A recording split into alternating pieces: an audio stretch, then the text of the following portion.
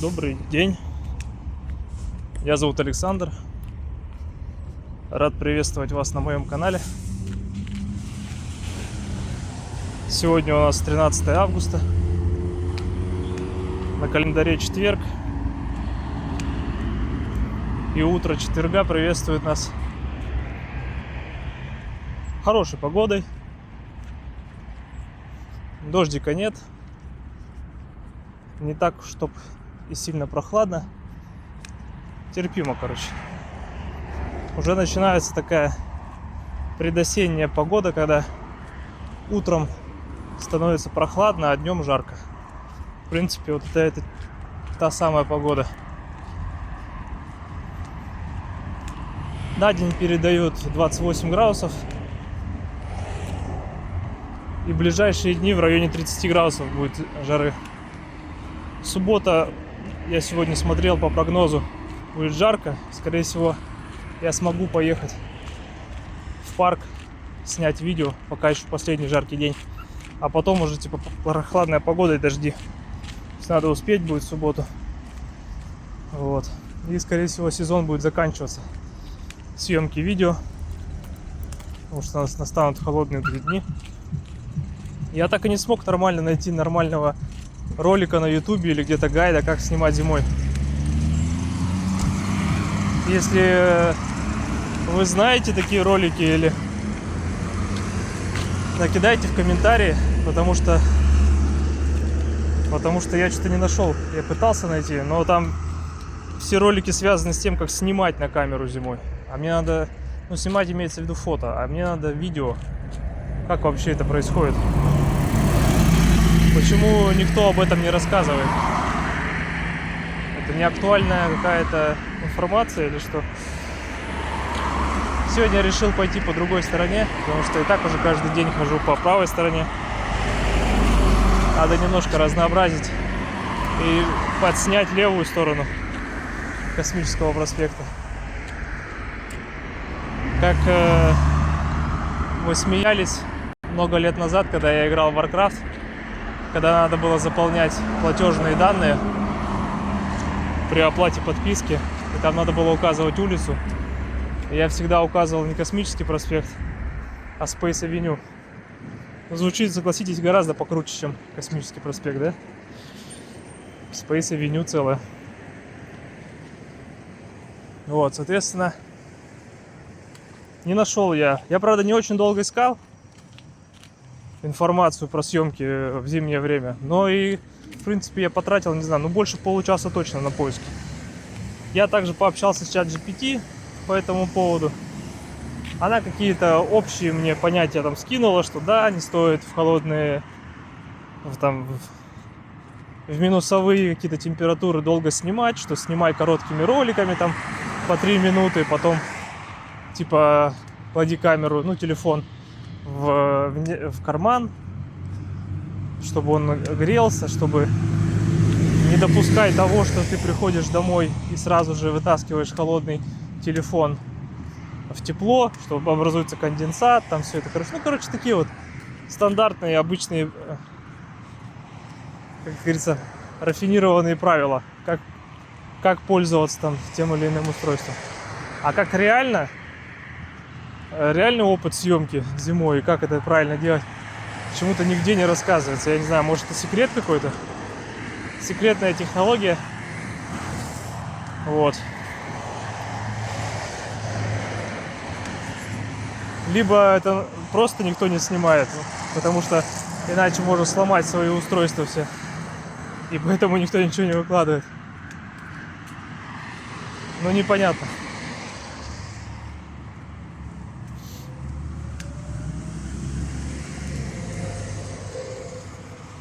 Сегодня хотел рассказать про то, как я помог вчера собрать небольшой шкафчик. И про то, что я какие посылки еще заказал на Озоне. Начнем по порядку. Вчера написала родственница с с просьбой помочь собрать небольшой шкафчик. Я сначала думал, шкаф будет целый. Ну, думал, может, в комнату там. А потом, судя по переписке, стало понятно, что это обычный такой, типа, бельевой шкафчик. Или шкафчик для вещей. Там для всяких кремов, там. Короче, такой шкафчик для вещей в ванной комнате. О, какие-то ботинки. Очень удобно на районе, на моем, что можно, в принципе, одеться. Я где-то здесь недалеко увидел куртку, которая на дереве висела. Вот сейчас проходил кроссовки, причем полная пара кроссовок. Не, ладно, там если бы один валялся, да, а тут два целых валяется. То есть, в принципе, можно сразу как бы обуться, и ты уже на коне, получается. Если увижу здесь сейчас куртку, по-моему, ее уже сняли, ну, видимо, кому-то понадобилось, то, в принципе, здесь можно одеться. Вот так вот, если прогуливаясь вдоль проспекта, полный комплект можно собрать, так сказать. По меркам онлайн-игр это полный тир-комплект. Вот. И, соответственно, говорит, помоги собрать шкаф. Я такой, блин, ну что-то как-то не особо желание есть после работы. И так поздно после работы приезжаю, там пару часов всего есть, чтобы отдохнуть после работы, там какими-то своими делами заниматься. Еще и шкаф какой-то собирать, думаю, ну пипец. Попал я с этим шкафом. Самое главное, что самая шутка в чем? Что зовут собирать чужие шкафы, а когда я свой буду шкаф собирать уже. То есть я уже столько шкафов собрал чужих, а своих пока что-то не продвинулся в этом деле. Ну и все. Она потом говорит, шкафчик небольшой. Я спрашиваю, а сама все как, не можешь, типа, там собрать, типа? Она говорит, есть инструкция. Я говорю, ну так если есть инструкция, может как-то... Там же не надо обладать навыками запуска там всяких старшипов в космос, правильно? Это ж просто как лего. Открываешь инструкцию. То есть современные сейчас шкафы, они же какие? Они же все с инструкцией идут сложно. Где просто по пунктам тебе напишут, что куда вставлять там. То есть как бы даже малограмотный там, может быть, немного необразованный человек все равно как бы должен разобраться. Да, наоборот, у людей, у которых меньше знаний, они лучше в этом, кстати, будут разбираться. Потому что они не как сказать, не закованы вот эти вот, у них не зашоренный взгляд, то есть этих знаний, которые постоянно мешают, а они просто по наитию, по интуиции, природная чуйка у них поможет, в принципе, собрать шкаф по инструкции. И, соответственно, деваться некуда, надо помогать. Я говорю, ну окей, заеду после работы, зайду, посмотрим, что там за чудо чудное, диво дивное. Что за шкаф такой? В итоге чуть пораньше ушел с работы, чтобы нормально хотя бы успеть и шкаф собрать, еще домой успеть прийти что-нибудь сделать. Прихожу, значит, я родственница. Она ведет меня в комнату, в спальню, показывает шкаф. Вернее, то, что я ей предварительно сказал. Я говорю, ты его хотя бы распаковал, посмотрел? Она говорит, нет, я буду тебя ждать. Я говорю, так а смысл меня ждать, время терять? Ты его распакуй, посмотри, вся ли комплектация вообще, ну, с инструкцией сверь, все ли детальки там есть, все ли там шурупчики там, что там еще есть. Потому что если как бы комплектация не полная, то тогда смысл мне приходить, как бы что-то пытаться начинать делать, если он не соберется, потому что, ну, деталей не хватает. Тогда надо сразу делать возврат там, звонить этим производителям, просить, чтобы они там доставляли, там, ну, что не хватает там или что сломано. Как обычно это бывает сейчас с современной дешевой, дешманской вот этой маркетплейсной мебелью. Что либо что-то не хватает, либо больше положили, либо дверцы все правые, или дверцы все левые. То есть как бы контроль качества там на производстве тоже такие же люди исполняют, которые пытаются потом шкафы собрать. То есть люди с многочисленными образованиями. Поэтому говорю, проверь,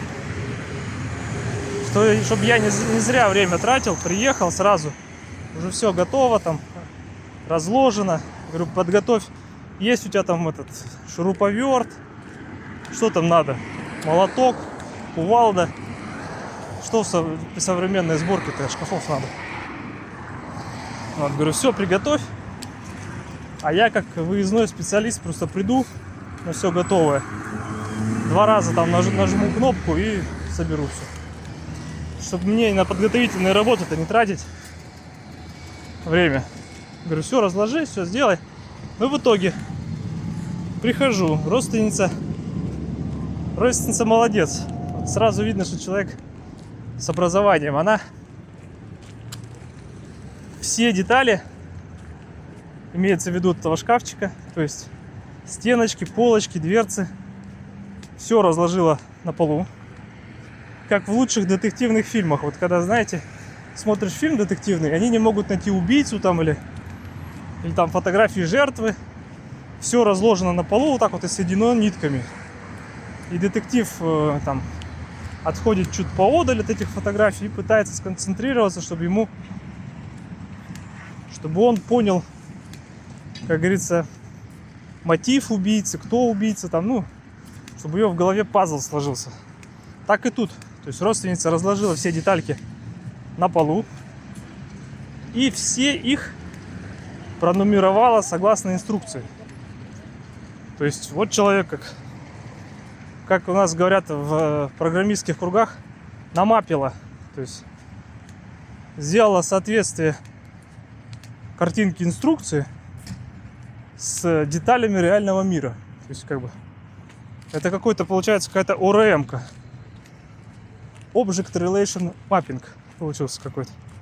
Только в реальной жизни, в реал-тайме. Это очень круто.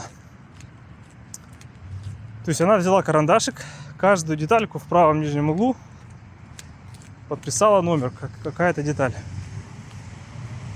Вот. Я увидел, что шкафчик небольшой, в принципе. То есть это просто какой-то там вещевой контейнер для ванной комнаты. И самое что интересное, инструкция состояла из одной страницы, на которой полстраницы была эта фотография шкафа, распечатанная с карточки товара. А остальная инструкция была сделана по шагам, но шаги были сделаны интересно. То есть составитель инструкции не указал последовательность шагов. То есть шаги как бы указаны, да? Но непонятно, как идти по этим шагам. Вертикально сверху вниз или справа налево. То есть не пронумеровано 1, 2, 3, 4 там последовательно. Что делать надо? Соответственно, тот, кто собирать будет, у него пространство для фантазии. То есть вот этот вот инженерный полет мысли. Как собирать все-таки? То есть надо же как-то иметь, как у нас в программировании, источник правды должен быть. То есть что там должно быть? Код, источник правды, документация. Вот так и здесь. То есть я пришел, а документация ну, как говорится, отстает от кода. И поэтому на что опираться-то? Попробовали собирать по шагам, которые сверху вниз идут. Потыкались. Получается какой-то не шкафчик, а какая-то странная конструкция. Разобрали все. Попробовали делать слева направо по инструкции, по шагам. Вот, и там, но там самое что интересно, такая инструкция. Она не мелкоузловая, то есть берем деталь 1, соединяем с деталью 2, например, да, первый шаг. Второй шаг, соединяем к этой получившейся конструкции деталь 3, например, да. Вот такое я часто в инструкциях видел. Но здесь не так, здесь крупноузловая сборка. То есть, как у нас в нашем отечестве принято, да, что мы ничего сами не производим, а только крупноузловую сборку делаем. Так и здесь. Шаги инструкции предполагают, что ты сразу соберешь по 4 детали за шаг. Сразу собрал их и как бы должен догадаться, как следующие 4 детали прикрепить. То есть инструкция настолько непонятная, что ты можешь определить, правильно ты сделал или нет, только методом тыка. То есть научный метод тыка, когда ты пытаешься собрать, а у тебя не сходится шип с пазом, например. И ты понимаешь, да, что ты неправильно сделал это. Но для этого как бы тебе инструкция-то и не нужна. Соответственно, мы подумали так. Будем собирать, ориентируясь на картинку. То есть у нас есть визуальная часть, у нас есть детали. Мы визуально можем понять, что вот эта деталь, например, такая-то, потому что тут есть скругление, тут нет скругления, здесь выпил, здесь запил. Соответственно, мы можем как-то по картинке определить, что куда. И такой подход начал приносить результаты. Мы, попробовав несколько раз проитерироваться, ну, собрав разные детали, состыковав, поняв, что они не сходятся, как мы хотим, мы применили метод, как говорится, метод от обратного. То есть мы сначала финальную собрали, попытались, финальный шаг, а потом уже от финального шага начали понимать, как должны предыдущие шаги быть. То есть мы финально накидали, оно ничего не сошлось. Мы начали крутить детали, чтобы понять, как там отверстия, где должны совпасть там это. Таким образом мы поняли конструкцию предыдущих шагов.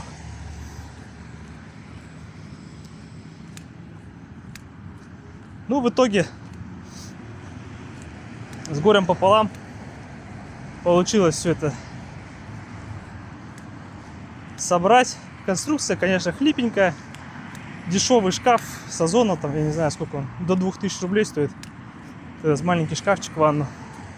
Просто из каких-то опилок прессованных там. ЛДСП даже не пахнет. Там какое-то подобие картонной бумаги. Просто чтобы ветер не сдул его. Вот такая конструкция. Все соединения сделаны на шип-паз, а потом финально все это прокручивается на саморезы. То есть там в комплекте в районе 14 саморезов было уже заранее подготовленные отверстия, просверленные заботливым производителем, куда ты просто отверткой крестовой закручиваешь эти саморезы. И такая конструкция типа должна держаться. Ну, так как шкаф подразумевает статическое использование, то есть его один раз поставил и все, и забыл про него, то если его в принципе не трогать, то он не сломается. То есть конструкция вот такая. Я закрутил все шурупы, саморезы, то есть, и понесли в ванную комнату, поставили. честно скажу, мне шкафчик не понравился этот. Он очень маленький, занимает много места, но в него очень мало можно чего положить. То есть толку от него ноль. По мне так предыдущая корзина, которая стояла для вещей, там, для белья, она от нее больше пользы было. Но хозяин-барин, человек захотел обновить себе какую-то микромебель. То есть как бы, ну, его желание. Я сказал родственнице, что надо еще один шкафчик, только побольше гораздо, чтобы туда все вещи сложить, которые остались, которые не влезли. Вот в первый шкафчик не влезут. Надо будет второй купить здоровенный, ну, большой побольше хотя бы. И туда все это запихать, все это барахло. Тогда будет нормально. То есть вот эти корзины, которые она хочет родственница убрать, старые там для белья, там для вещей каких-то, вот, за место нее поставить какой-то такой вот еще второй шкаф побольше. И уже в него там положить все вот эти вот приспособления. Еще сам вот этот вот новый шкафчик, который она купила, он цвета такого, ну, белого такого, как сказать, дерева или что. Мне такое не очень нравится. Там она мне еще показывала, на Озоне есть древесного цвета такие специальные тумбочки для ванны. Вот они мне больше понравились. Я предложил, как бы, я говорю, ну, может, вот такое возьмешь, такого цвета, типа, прикольно смотрится. Она говорит, ну, ладно, подумаю. То есть, в принципе, возможно, будет скоро еще один заказ на сборку шкафчика. Но так как я уже опытный, уже один такой собрал для ванной комнаты, то, соответственно, смогу и второй собрать уже. Уже скиллуха растет. Уже получается из джуниор сборщика, слесаря, уже какой-то джуниор плюс будет сборщик, соответственно. А так, глядишь, и когда мой шкаф придет сделанный, так я уже тогда вообще медлом буду по сборке. Как-никак, а скилл растет. Что еще хотел рассказать? Купил же новый стол, поставил его в комнате. И место, которое было, ну, где сейчас стоит стол, там была сушилка. Соответственно, сушилку я перетащил под турник, который у меня там прикручен. И этот турник с сушилкой вместе, они прям вплотную к прикроватной тумбочке стоят. А там у меня фильтр лежит сетевой, в который все там зарядки, розетки включены. И, соответственно, он начал мешать. Я посмотрел, длина этого фильтра 5 метров. Он как раз идет по плинтусу, я его прикрутил. И уходит в розетку на соседней, ну, противоположной стене. И он мешает, как бы, новой сушилке. То есть между тумбочкой, прикроватной сушилкой, как раз вот здесь вот лежит фильтр, и он прямо на самом таком месте. Я подумал, надо купить большего размера, большей длины фильтр, чтобы я мог его нормально в плинтус заправить по всей длине. И длины хватало бы, чтобы куда-нибудь сверху положить его, этот фильтр. Чтобы он не мешался между сушилкой и прикроватной тумбочкой. Ну вот. Смотрел, искал. Вчера на Озоне. Ну, вроде как нашел там фильтр с 6 слотами. С 6 слотами и кабелем длиной 7 метров. Я думаю, 7 метров будет достаточно, как раз там можно будет саму ответную часть фильтра расположить удобно. Вот, как придет, сниму распаковку на этот фильтр, покажу вообще, как там что, как что устроено сейчас в фильтрах, если пойму там как. Вот, как бы так, такие новости у меня. Начинает скиллуха расти по сборке шкафов.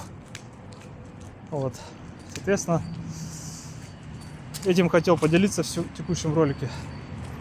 Спасибо, что смотрите мои видео. Подписывайтесь на канал обязательно, ставьте лайки, жмите колокольчик, чтобы уведомления приходили о новых видео. Пишите комментарии под роликами, задавайте вопросы. Постараюсь отвечать на них видеоответами, на какие смогу вопросы. Еще раз спасибо большое за просмотр. Всего доброго, друзья, до скорого.